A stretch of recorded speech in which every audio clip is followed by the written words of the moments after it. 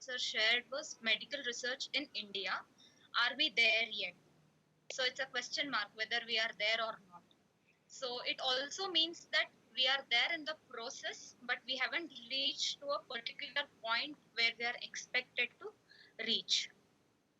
So this is from the editor-in-chief of Delhi Journal of Ophthalmology from AIMS, and she's Professor Dr. Bhavana Chawla. This was published on 25th of October in 2007.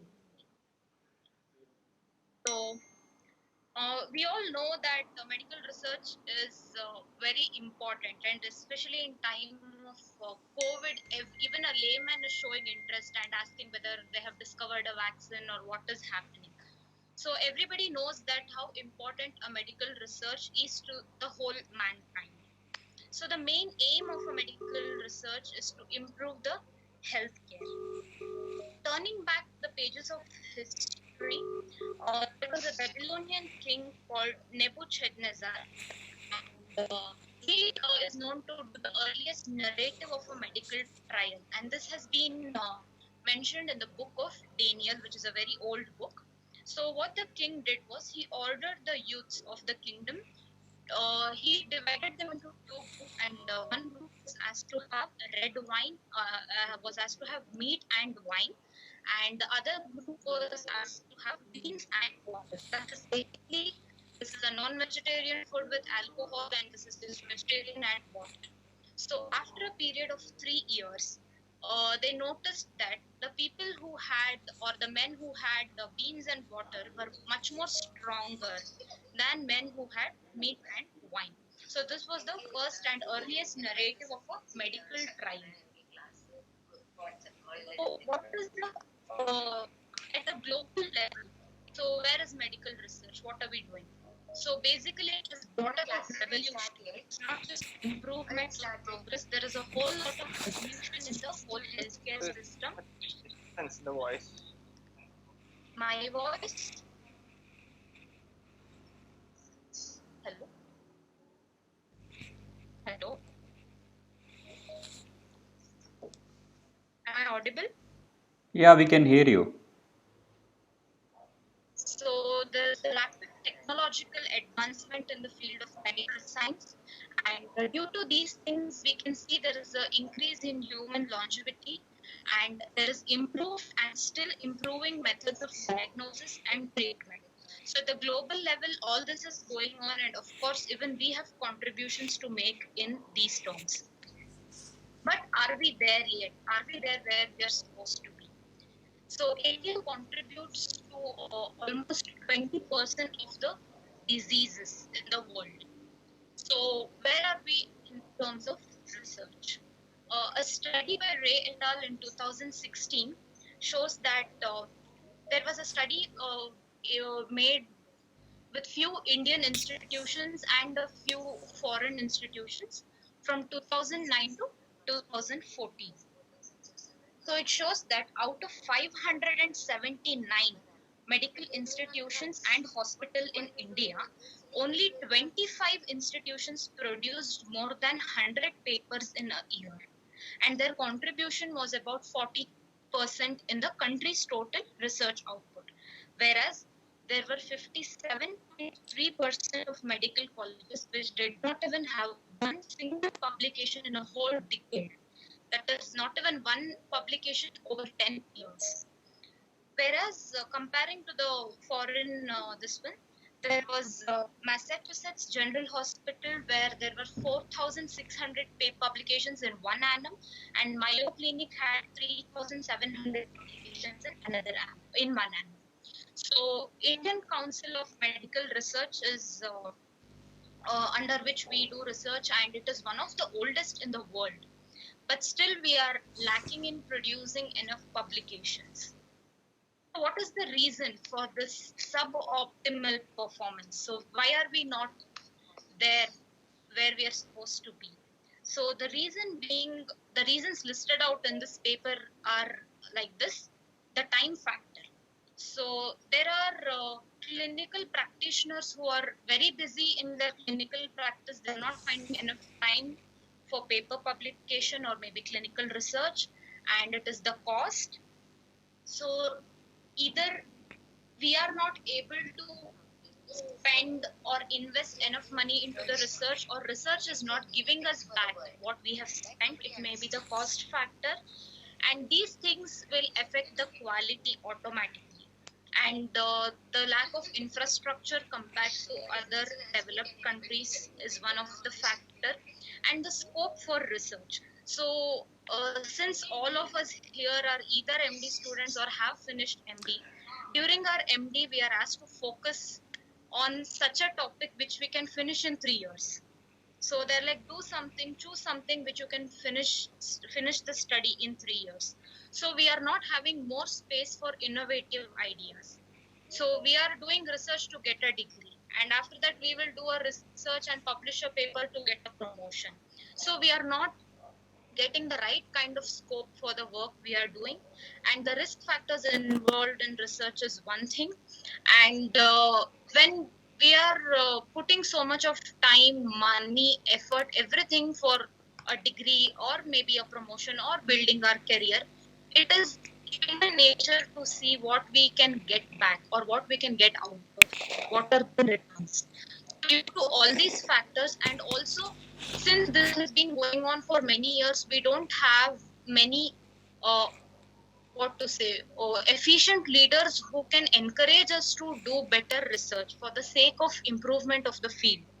So for the sake of contributing to our field. So there all because of all these things, the performance is lacking. It may also include the quality of students. Maybe most of them are not interested and they just came because they want a medical degree.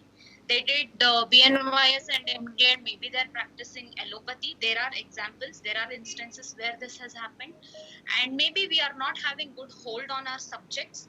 Maybe we are not confident about how our therapies work. And these are some of the factors because of which the performance is not to the optimum level it has to be. So there is a positive correlation between what you're spending for the research. Here you means the country, what the country is spending for the research, and the growth of the nation or the development of the nation.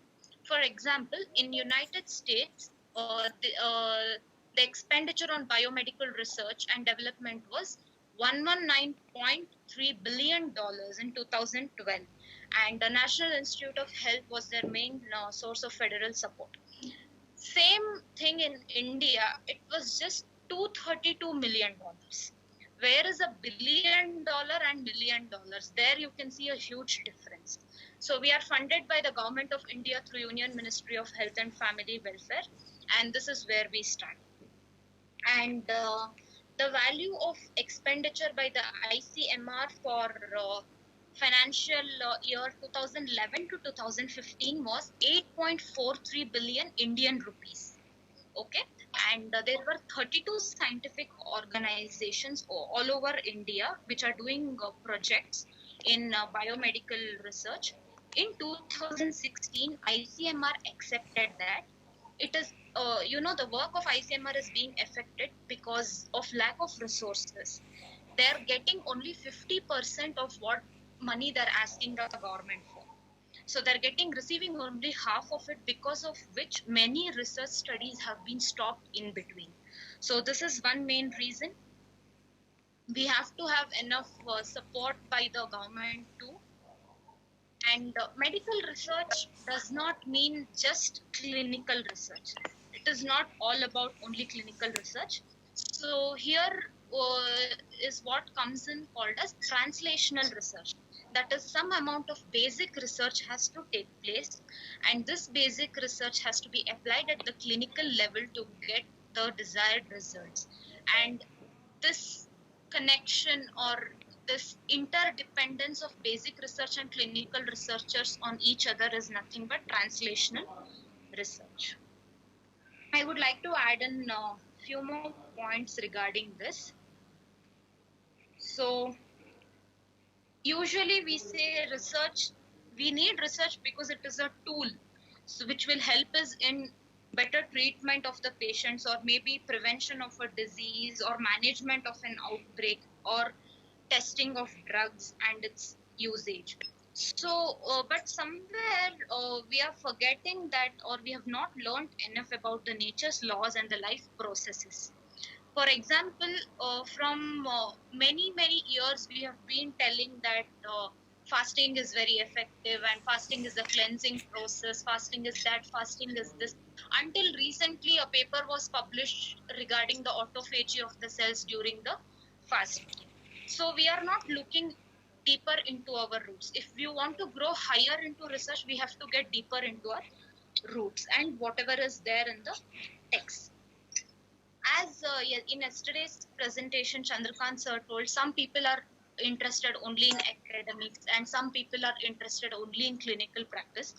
In spite of that, I feel both of them can get into research. One can get into a descriptive kind of research where we can study more about what is there and the theory part of it, and the person who's interested in clinical research can go to the application part of it, which will help both the people and also serve your purpose and keep your interest in. So, but on the other hand, we can also see that Indian scientists who are outside India are doing really well and making us proud. But the same thing is not happening with researchers who are in India. So there are some problem in the system, some problem with the mindset of our people. So all these has to be set right in order to achieve the goal. So how to get there? How to get to the goal? So first we have to recognize our shortcomings. Where are we falling behind? So we'll start from recognizing our shortcomings and we will systematically work step by step to overcome these shortcomings, which will ultimately help us to reach our goal. So where are we? We here are the community of BNYS. So this paper was all about general medical research. So as BNYS graduates or as MD scholars or as BNYS doctors, where are we? I would like to give a simple example. I request the seniors to elaborate more on where are we, because you're more experienced and you can say where we are actually. We are just students, so I don't think so I'm the right person to talk about this. So here is a small example. All the three pictures here are a Jalaneti pot. The first pot, which we usually use in college or even now, is a plastic pot and it will not cost you more than 30 rupees. 30 rupees maximum. And the second one is a copper pot, which will cost you nearly 1,500 rupees. And the third one is about $100. So these are the three versions of a simple Jalaneti pot. So what I want to say here is, it is not just what we do, what how we present what we do is also very important.